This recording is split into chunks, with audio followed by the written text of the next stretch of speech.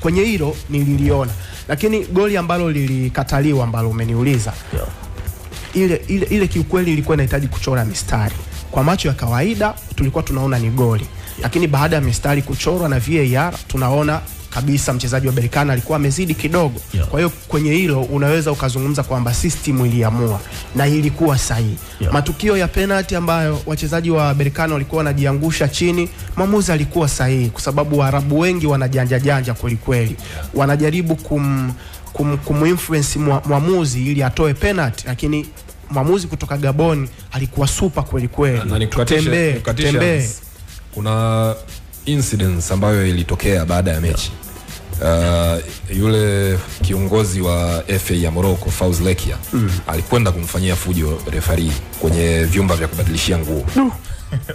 Hii ni incidents ambayo haikuwa reported wala haijarekodiwa, lakini sisi tulokuwa pale eneo la tukio tulipata taarifa zake. Kwa hiyo hiki anachokisema Hans wakati mwingine anachokisema Hans ni kweli kwamba wakati mwingine wachezaji wanajaribu kutafuta advantage namna hiyo, lakini pia huwezi kujua viongozi wao wamefanya nini, kwa sababu kwa kiongozi kama yule and of course ana hiyo historia, aliwahi kumpiga kichwa referee kutoka Ethiopia kwenye mechi dhidi ya Zamalek. Kwa hiyo inasemekana alikwenda kumkunja, lakini watu wakaingilia kati kabla issue haijafika mbali. Sawa kamanda.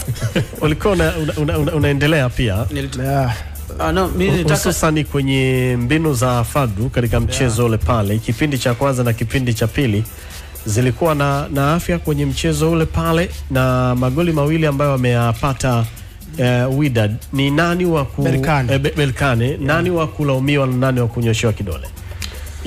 Binafsi nadhani Simba walifungwa na timu yenye quality. Ubora my friend, quality. Berkane wana timu, wachezaji wao wengi technically Simba hawezi kuwa match. Huo ndio ukweli. Ukimtazama Simba haina quality. Pale ilipofika Simba ifika mpaka finali. Kufika finali sasa quality zinatofautiana. Lakini quality ipo kote bwana. Quality iko kote. Hakuna sehemu hakuna quality yake. Ndio maana nimesema hawawezi kuimatch. Na Toyota Prado hazifanani. Yani unajua quality Toyota Prado ni gari zuri.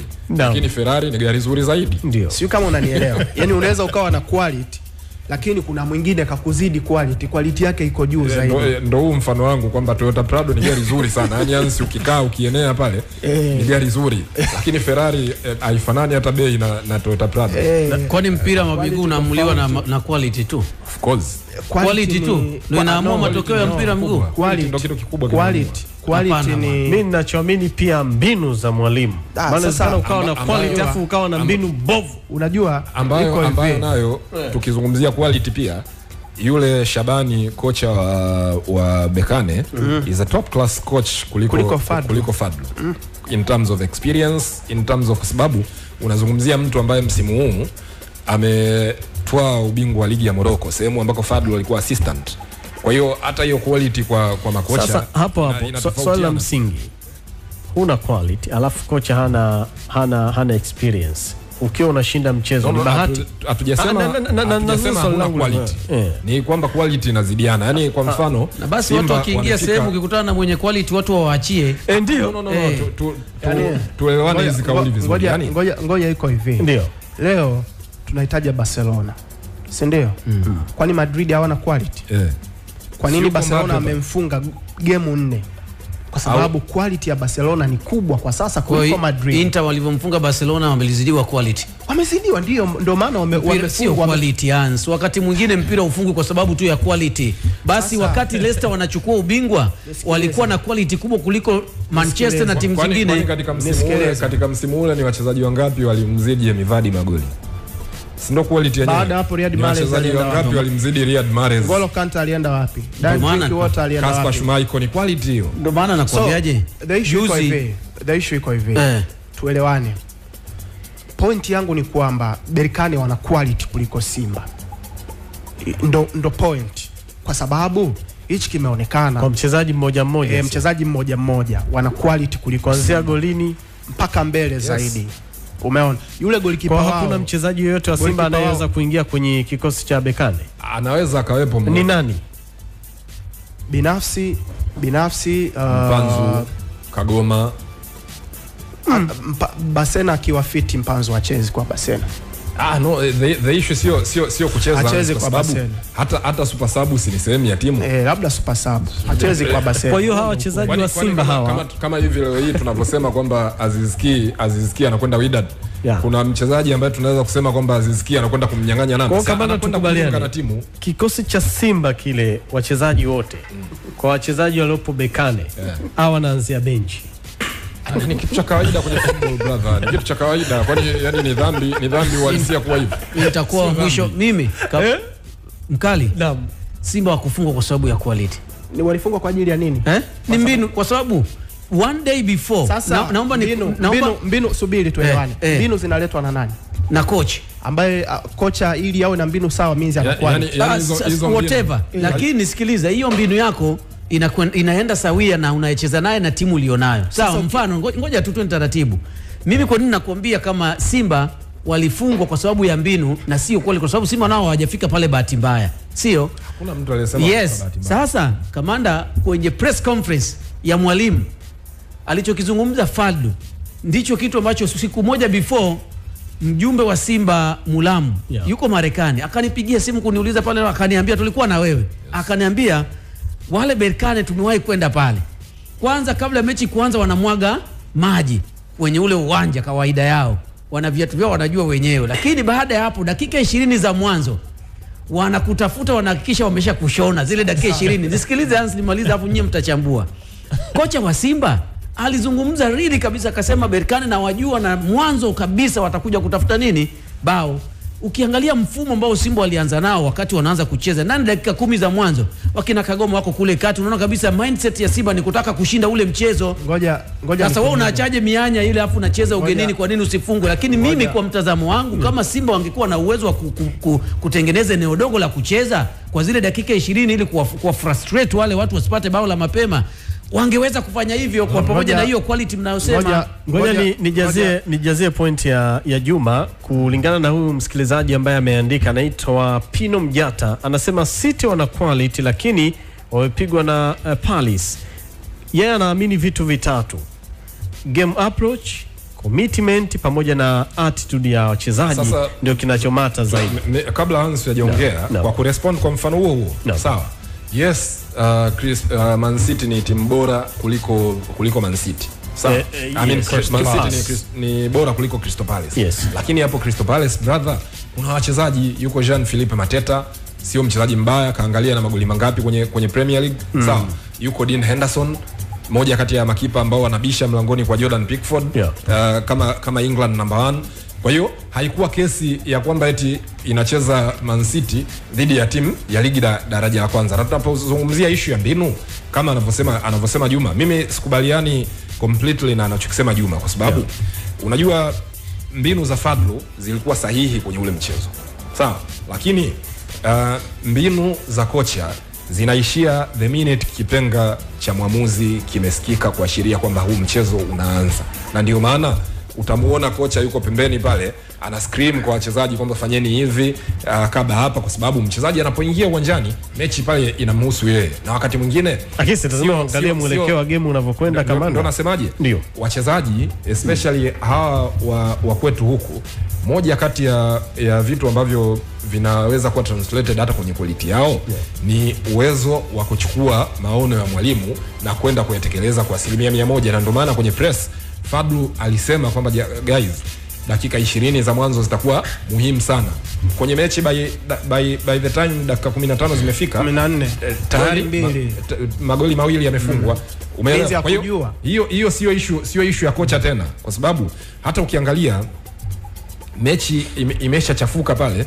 Senior player Ngoma akawaita wenzie kwamba guys, tutulieni, hebu tutulie, tuanze kucheza mpira. Na Juma yuko sahihi kwamba wakati mechi inaanza pale wachezaji ni kama walikuwa na hamu sana na ule mchezo ku prove point. Na ndio maana timu ambazo ziko, kwa hiyo ina maana waliagizwa na mwalimu wao. No. Mimi kwa kamanda kwa kuangalia press conference unatakiwa kulinda muda wangu. There's no way kocha aliwaelekeza wafanye kile walichokiona.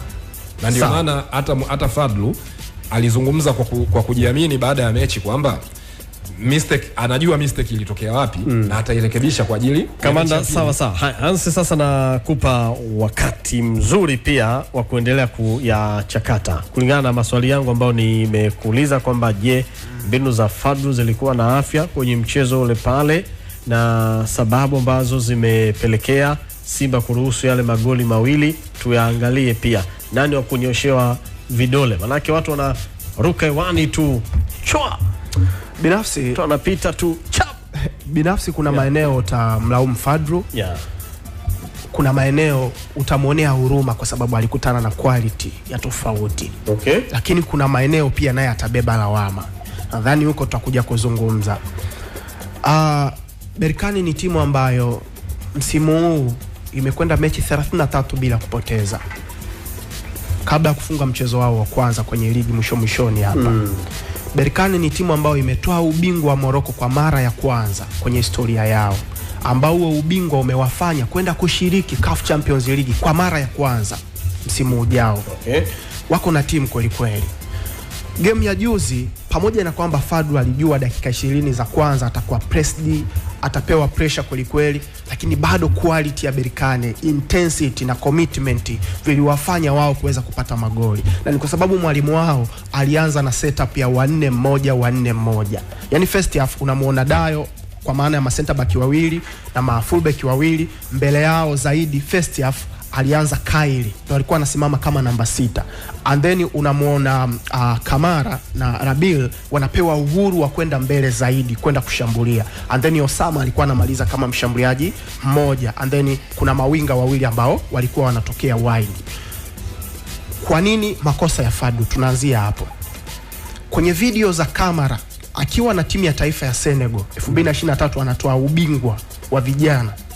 Goli dhidi ya Angola, goli dhidi ya Gambia ni copy and paste ya kile kilichotokea juzi. Ni kona zilikuwa zinapigwa, Kamara anafanya movement kwenye eneo kama lile kwenye boxi, anakwenda kufunga goli kwa kichwa. Okay, kitengo cha analysis cha Simba kiligundua hicho kitu. Tunazungumza Kamara ni mchezaji mwenye futi 6 na inchi 4.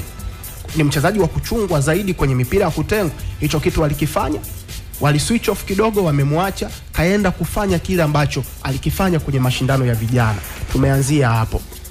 And then baada ya kupata goli, Kamara anarudi kucheza kama holding midfielder kwenye hili eneo, kwa sababu huyu ni playmaker, ni mtu ambaye anaweza kuchezesha timu.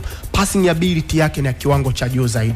Mwalimu anamwambia Kaili na Rabili yule madevu kwamba nendeni mkazishambulie half space, na tulikuwa tunamuona Rabili anatembea uwanja mzima, utamuona kushoto kulia, utamuona kwenye box anafika. Of course ni miongoni mwa wachezaji ambao waliwasumbua zaidi. Kama hawa namba 8 au namba 10 wawili wanakuja, mawinga wawili wanakuja na Osama anakuja, means Simba walikuwa wanashambuliwa na wachezaji 5 kwa wakati mmoja. Unawamachi vipi? Ndio maana wiki nzima nilikuwa nahubiri kwamba Fadlu kwa nini asiende na back 3? Kwa nini asiende na walinzi 3 ma center back ambayo ndio alikuja kufanya second half? Sahihi, kwa sababu na wakati unaendelea utatuambia pia second half sasa quality ya Berkane ilienda wapi? Sahihi, umeona? Kwa sababu Berkane ni wazuri zaidi wide. Rahi na Asali au mafullback wawili muda wote walikuwa wanapush mashambulizi. Huyu Rahi ndo alikosa hata lile goli, kama unakumbuka, baada ya kufunga goli 2 alienda kukosa yeye na golikipa Kamara. Sio kama unakumbuka vizuri ile tukio. Ndo big chance nyingine ambayo walipoteza kwenye ile game. Kwa muda wote wanapanda. Kitendo cha wao kupanda, mawinga wawili hawa wote wanaingia ndani kuungana na Osama. And then kuna hawa namba 10 wawili ambao wanakuwa nje ya boxi. Kwa hiyo kuna muda unashambuliwa na watu 5 mpaka 7. Unawamachi vipi na masenta baki wawili?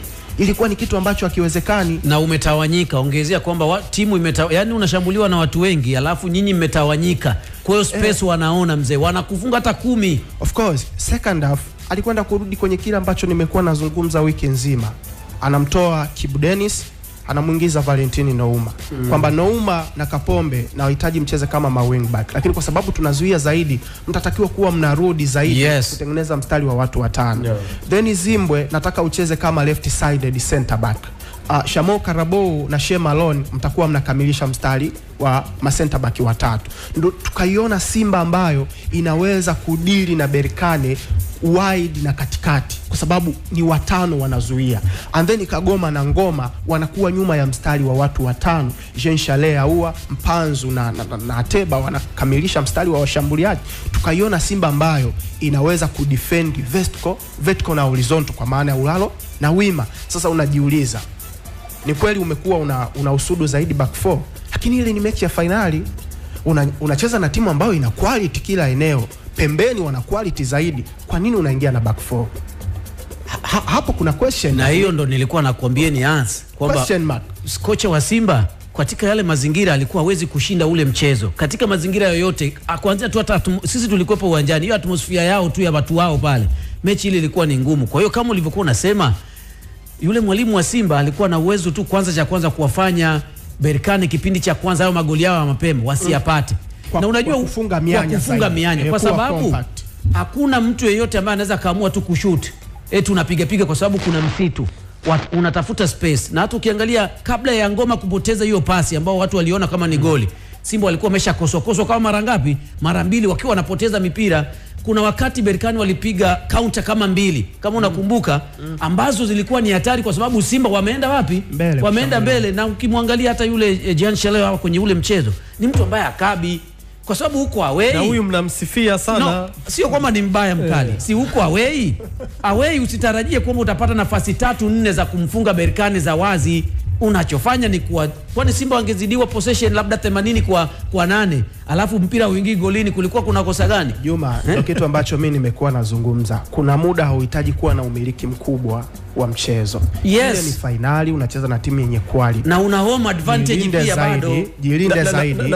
Chagua moment za kushambulia. Yes. And then unaangalia goli la Simba ambalo wamefungwa goli la pili, unashika kichwa.